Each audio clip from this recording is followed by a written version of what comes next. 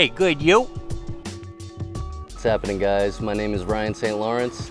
This is my 2022 Mercedes Sprinter that I have converted specific to my needs as a wheelchair user. Come on in.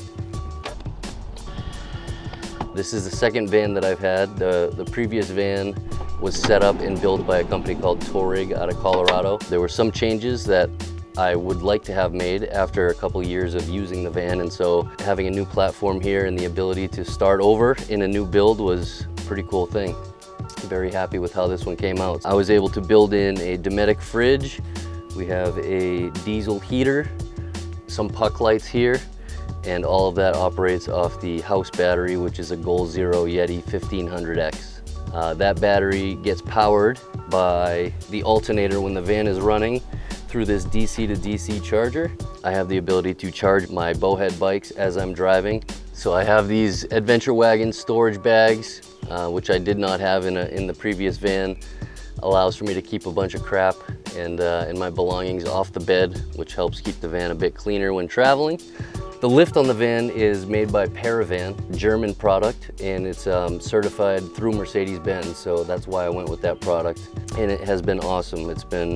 I was worried about it outside of the van, underneath with the elements, and especially living in New Hampshire with the seasons that we have, but the lift has been bulletproof, thankfully, knock on wood. So on the back of the van, I have a hitch set up with the Bowhead Hauler that holds my RX, allowing me to travel with the bike when I'm also camping. The bed comes out of the van if I want to travel with the RX inside if I'm not staying overnight. So during transport, sometimes if there's weather, the bike can get a bit destroyed. So it is nice to travel with it in the van when you're not planning on camping.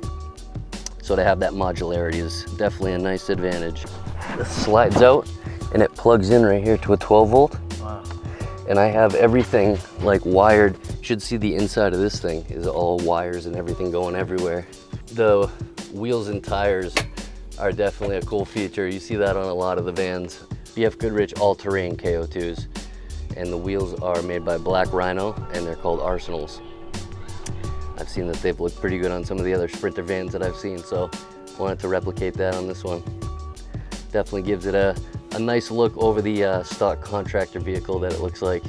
I specifically chose a low roof because there's no advantage of having much more ceiling height without standing in here.